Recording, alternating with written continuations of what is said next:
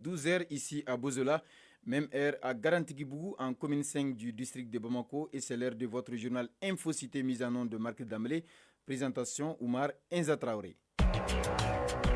Infocité, le journal de l'info de proximité sur la 95.2. Au sommaire de cette édition, signature de documents entre le Conseil national des jeunes du Mali et une ONG de la place. Il s'agit à travers cette signature de renforcer les compétences des jeunes afin de les permettre de saisir les opportunités. On en saura plus dès l'ouverture de ce journal-là. Le dossier de ce journal porte sur l'acte de mariage. Il est ce qui justifie l'union entre deux personnes devant Dieu et les hommes. Quelle est l'utilité de ce document? La réponse sera donnée par Fatou Djabi au cours de cette édition. Infocité, c'est aussi le tour d'horizon de l'actualité internationale qui nous conduira ce dimanche en Tanzanie où l'opposition est exclue des élections d'octobre prochain. À suivre le point dans ce journal-là. Mesdames et messieurs, voilà pour les grandes lignes de ce journal. Installez-vous confortablement. Tout de suite, les détails. Mesdames et messieurs, bonjour et bienvenue dans Infocité de ce dimanche 13 avril 2025. Nous démarrons ce journal avec cette nouvelle. Les différentes composantes des forces vives du Mali sont sorties hier samedi au Centre international de conférence de Bamako, CICB, pour un grand meeting afin de dénoncer l'attitude algérienne suite à la destruction d'un drone de l'armée malienne. À travers ce meeting, les forces vives du Mali réaffirment leur soutien aux FAMA pour leur détermination pour la stabilité et le bien-être des Maliens. Par ailleurs, les forces vives du Mali invitent l'Algérie à se ressaisir et s'associer au combat contre le terrorisme dans le Sahel.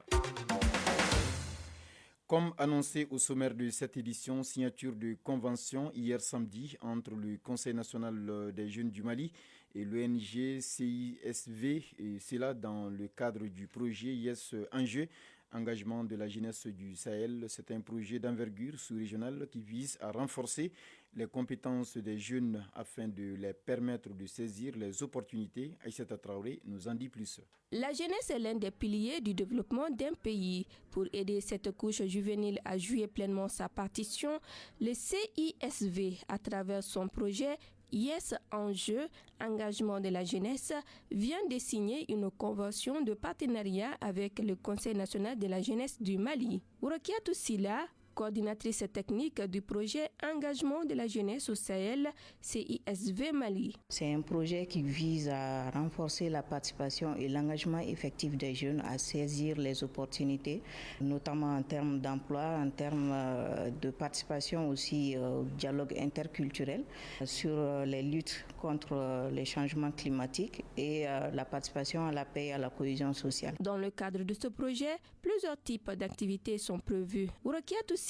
On aura comme accompagnement des centres de jeunesse qui auront la capacité de proposer beaucoup de services aux jeunes et d'atteindre un maximum de jeunes pour que les questions qui concernent les jeunes puissent être traitées de façon pérenne, même au-delà du projet. Il y a le centre jeune de Sokoniko qui est en commune 6 et le Palais des Pionniers qui vont bénéficier de l'accompagnement du projet. En plus de ça, nous sommes en commune urbaine de Koulikoro avec la Maison des jeunes de Koulikoro et nous serons aussi à Kita avec le Carrefour des jeunes de Kita. Et dans le cadre de ce projet, on aura des accompagnements en termes de formation adressés aux associations, mais aussi des subventions à tierces sur la base de compétition qui permettra d'accompagner un certain nombre d'associations pour mener des actions d'envergure qui vont impacter plusieurs jeunes. Financé par l'Union européenne, ACRA et CISV, ce projet est une opportunité qui va aider le CNJ Mali dans sa mission régalienne,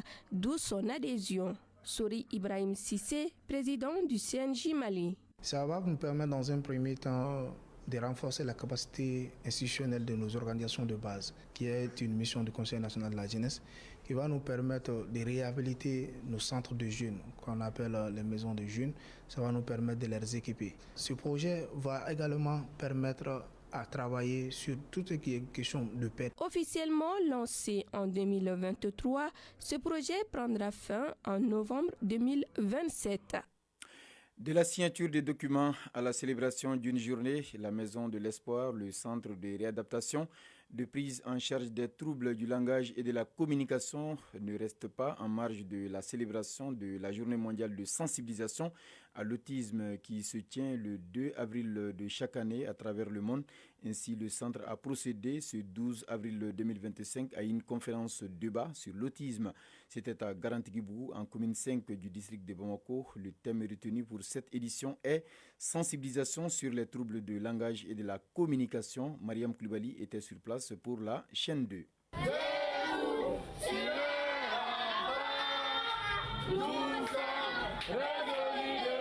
Oui, c'est l'hymne national du Mali chanté par ces enfants autistes, bien vrai que c'est avec des difficultés. La preuve palpable que les autistes n'ont pas une déficience mentale, mais qu'ils sont juste différents du fait d'un développement différent du cerveau pendant la grossesse.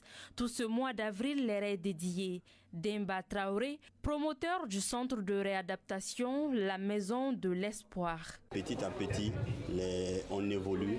Petit à petit, beaucoup de personnes commencent à comprendre l'autisme, que ce n'est pas un truc mystique, que ce n'est pas un sort, ou que l'enfant n'est pas un fou, et que c'est un trouble neurodéveloppemental que l'enfant a, qui altère ses interactions sociales, qui altère son langage, qui altère sa communication. Fatoumata Djodo Souko, parents d'enfants autistes. Quand j'amenais mon enfant dans ce centre-là, il ne pouvait pratiquement pas parler. Il ne pouvait même pas dire maman ou papa. Mais Dieu merci, aujourd'hui, il est là et il peut nous appeler pratiquement tous à la maison. Et il peut exprimer ses besoins. Et il a même commencé à compter. Il a beaucoup appris ici. Des regards fuyants, des crises par moments, des difficultés à interagir. Certains sont très calmes et d'autres hyper agités. Chaque enfant autiste est unique et chaque enfant autiste a besoin de soins spécifiques. Agibou Madanital, orthophoniste. L'autisme, c'est génétique en fait. On ne devient pas autiste, on est autiste. Les gens font encore de plus en plus l'amalgame entre un retard de parole et de langage dû à une infirmité motrice cérébrale ou encore dû à une déficience intellectuelle ou encore dû à pas mal de choses, mais qui n'est pas l'autisme en fait. On fait tout un bilan pour voir, alors voilà les compétences de l'enfant, voilà ce qu'il est incapable de faire, voilà ce qu'il est capable de faire. Alors on va s'appuyer sur ce qu'il est capable de faire pour faire acquérir ce qu'il n'est pas capable de faire. La célébration de la journée mondiale de sensibilisation à l'autisme est en effet une opportunité d'engager des débats sur l'autisme, d'édifier les parents d'enfants autistes et même ceux qui n'en ont pas pour que ce handicap ne soit pas synonyme de stigmatisation. Adama Djamoutene, représentant du ministre de la Santé et du Développement social. C'est une initiative salutaire parce que c'est une occasion pour le centre de faire beaucoup de communication, qui communique bien et se donner les moyens et de connaître mieux la maladie et de trouver des solutions aux problèmes. Selon l'Organisation mondiale de la santé, l'autisme touche 1 à 2% de la population. Le diagnostic et la prise en charge précoce sont cruciaux pour préserver les chances d'un enfant autiste.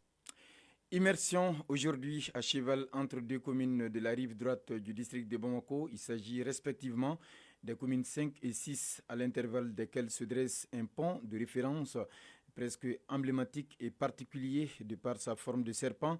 Il s'agit du célèbre pont appelé Pont Tordu. D'abord, comment est venu le nom de ce pont? Élément de réponse avec Aboubakar Junior Traoré.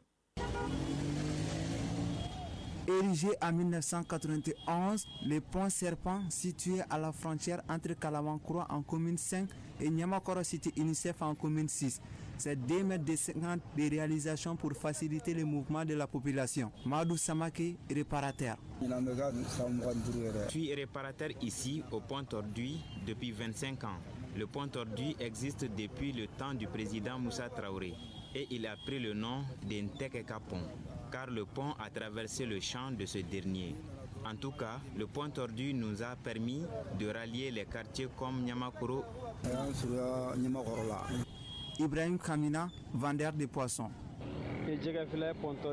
Je vends du poisson au pont Tordu à Dabrabougou depuis 2012. Chaque jour, je commence à vendre de 7h jusqu'à 22h. Nous avons eu une seule fois des soucis avec la pluie diluvienne car l'eau a emporté nos poissons et on ne souhaite plus revivre ça encore. Ce trait d'union appelé à son temps Tegeka Pont, lorsqu'il était en poussière rouge, a pris le nom de pont serpent une fois goudronné. Bakari Doumia. Même actuellement, on assiste à des accidents. Pont tordu ou pont serpent. Avec la démographie galopante, une nouvelle infrastructure serait la bienvenue. En tout cas, c'est une demande croissante des exploitants du pont. À présent, le tour d'horizon de l'actualité internationale. Et oui, à 12h passées de 11 minutes dans ce studio, nous ouvrons la page internationale de cette édition et nous recevons en direct dans ce studio Issa Dao pour nous faire voyager. Bonjour Issa. Bonjour Omar Enza. Comment vas-tu et le week-end? Oui, ça se passe bien, tout roule. Où est-ce que l'actualité nous amène ce dimanche? Nous commençons ce tour d'horizon au Bénin où une délégation du Fonds monétaire international, le FMI, a achevé hier une mission d'évaluation de 2 programmes en cours avec le Bénin. Dans le cadre d'un accord sur 2 programmes de crédit, le Bénin bénéficiera d'un décaissement de plus de 66 milliards de francs CFA d'ici au mois de juin. C'est la 6e évaluation pour le premier programme et la 3e pour le second. Il reste une dernière évaluation pour la fin de 2 programmes. Elle aura lieu dans 6 mois. Omar Enza.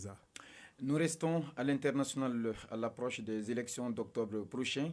Le principal parti d'opposition tanzanien, le Chadema, a été disqualifié du scrutin hier samedi après avoir échoué à signer le code de conduite électorale à temps. Cette décision confirmée par le directeur de la commission électorale empêche le parti de participer aux élections présidentielles et législatives ainsi qu'aux élections partielles jusqu'en 2030. Cette annonce survient alors que le leader du Chadema a récemment été accusé de trahison pour avoir incité à empêcher le vote. Il a été arrêté après un rassemblement où il appelait à des réformes électorales. Issa, le dernier hôpital en activité de la ville de Gaza a été touché par des frappes aériennes et est hors service. Oui, l'hôpital Al-Ali, le dernier hôpital fonctionnel depuis des mois dans le nord de Gaza, a été touché par des frappes aériennes israéliennes dans la nuit. Il est désormais hors service à son tour. La défense civile palestinienne et les Hamas dénoncent cette attaque. L'armée israélienne a déclaré dans un communiqué avoir pris des mesures avant de bombarder le site pour épargner les civils. Par ailleurs, certains patients ont été évacués vers l'hôpital Al-Shifa à 3 km de là. Le bilan de ces frappes dénoncées par la défense civile palestinienne et le ministère palestinien des Affaires étrangères reste inconnu. Le Hamas accuse une nouvelle fois Israël des crimes de guerre. Al-Ali est le 35e hôpital bombardé depuis octobre 2023. Voilà Omar, c'est l'essentiel de l'actu inter de ce 12h. Merci beaucoup Issa Dao pour toutes ces informations. Sur tout autre sujet, dans les sociétés africaines en général et la société malienne en particulier, après l'union entre 2 personnes devant Dieu et les hommes, un document important leur est délivré pouvant servir le couple dans plusieurs situations. Ce document s'appelle l'acte de mariage, insignifiant de par sa taille, mais il est d'une importance capitale pour les couples. Ne pas posséder l'acte de mariage a ses conséquences aussi. Ceux qui en possèdent et qui transgressent ces règles auront des comptes à rendre à la justice. On en sait plus avec Fatou Diaby. Ça facilite beaucoup de choses. Très important. Très important, oui, mais il faut savoir que le petit papier d'une importance capitale délivré aux époux peut servir à plus d'un titre. Docteur Seydou Idrissa Kanté, juriste. Quand vous ouvrez le code des personnes et de la famille, il y a une dualité de reconnaissance. Le mariage célébré devant le ministre de culte, c'est-à-dire l'imam, le curé, la tradition. Mais aussi, le mariage est reconnu lorsqu'il est célébré devant aussi l'officier d'état civil. Le mariage célébré devant le maire. Mais nous constatons que l'acte de mariage qui a un effet dans la société, c'est celui délivré par l'officier d'état civil. Vous ne pouvez pas bénéficier d'un jugement d'hérédité. Quand bien même que les juges commencent de plus en plus à comprendre que c'est la loi qui a apporté une reconnaissance des deux. Deuxième aspect, au niveau des structures de sécurité sociale, que ce soit à l'INPS, que ce soit à la Caisse malienne de sécurité sociale, que ce soit au niveau de la CANAM qui gère l'amour, vous ne pouvez pas présenter un acte de mariage du ministre du culte pour bénéficier bénéficier des effets du mariage. Mamadou Fodé Konaté, maire délégué de Djelibougou. Chaque fois, s'il y a certains dossiers que le mari a besoin ou la femme veuve a besoin, c'est une fois amené l'acte de mariage du couple, ça permet aussi de faciliter beaucoup de tâches pour faciliter d'avoir certains documents. Dans un monde où la direction du vent dépend de l'humeur des hommes, l'acte de mariage est le seul garant pour les époux. Dr Seydou Idrissa Kanté, juriste. Aujourd'hui, la seule garantie que nous avons dans notre société du mariage, surtout actuel, c'est l'acte de mariage. L'acte de mariage confère des droits et des obligations aux époux. Bien que l'acte de mariage soit en quelque peu une garantie, nombreux sont ceux-là qui ne font pas de leur affaire l'octroi de l'acte de mariage. Mamadou Fodé Konaté, maire délégué de Djelibougou. Souvent, il y a des négligences là-dedans. Souvent, il y a des fautes de moyens aussi.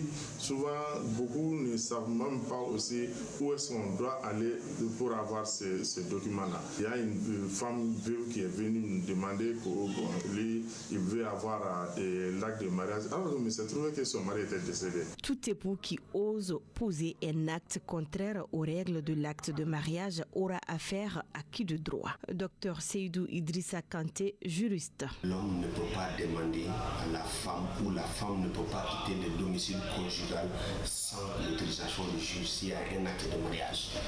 Alors, si vous abandonnez votre femme ou bien vice-versa, par exemple la femme qui prend ses affaires et partir, c'est le cas le plus fréquent sans l'autorisation du juge, que ce soit l'homme qui l'a mis à la porte, bien c'est l'homme qui a abandonné le dos. Il y a des sanctions prévues par la loi.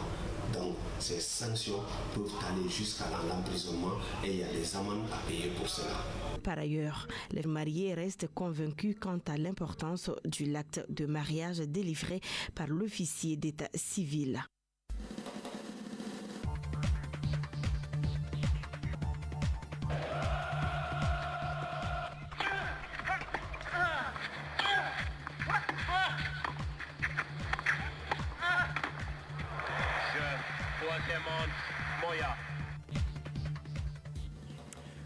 En sport, le championnat national professionnel du Mali a démarré hier samedi avec 3 matchs et se poursuivra cet après-midi avec 2 rencontres. La première journée du championnat de Ligue 1 se poursuit ce dimanche au stade de Mamadou Konaté avec 2 affiches. AS Real affronte Isfas à 16h, suivi de Binga FC Bougouba à 18h. Hier samedi, les Étoiles du Mandé, promues cette saison, ont battu Afrique Football Elite 2-0 à Kati au stade de Salif Keita Domingo. À Bamako, au stade de Mamadou Konaté, l'AS Bakaridian et le FC Diara se sont neutralisés 1-1. L'AS Kourofina a perdu face aux 11 créateurs de Nyarela 2-0. Les matchs du Liba AC, US Bougouni et AS Police Stade Malien sont reportés en raison des compétitions interclubs de la CAF. Le Djoliba joue en Ligue des Champions et le Stade malien de Bamako en Coupe CAF. Voilà, c'est donc tout pour cette page sportive.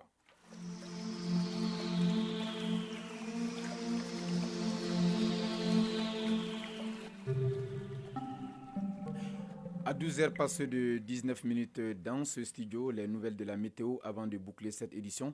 Le thermomètre affiché sur Bamako est environ 36 degrés Celsius. La maximale attendue est de 39 degrés Celsius. Quant au soleil, il se couchera à 18h passées de 44 minutes. Et c'est ce qui met un terme à ce journal de la rédaction que j'ai eu l'immense plaisir de présenter. Je suis Oumar Enza Traoré. Ce journal a été réalisé par Mamadou Doumbia, mise en onde de Marc Dambélé, mise en ligne Mohamed Koulibaly, coordination éditoriale Seydou Traoré Djefadjara. Un grand merci à nos auditeurs de Senou, Diatoula et Banankoroni. À 18h, vous serez en compagnie de Omar Sissoko pour la 2e édition du journal Infocité. Merci de rester fidèle au programme de la chaîne 2. La chaîne 2, 24 heures sur 24, la 95.2, à votre service.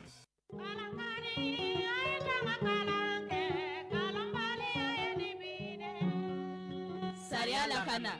Jamana den kan ka mun dɔn ka tɛmɛ sariya kan. Bɛɛ dun ko k'ale bɛ sariya dɔn.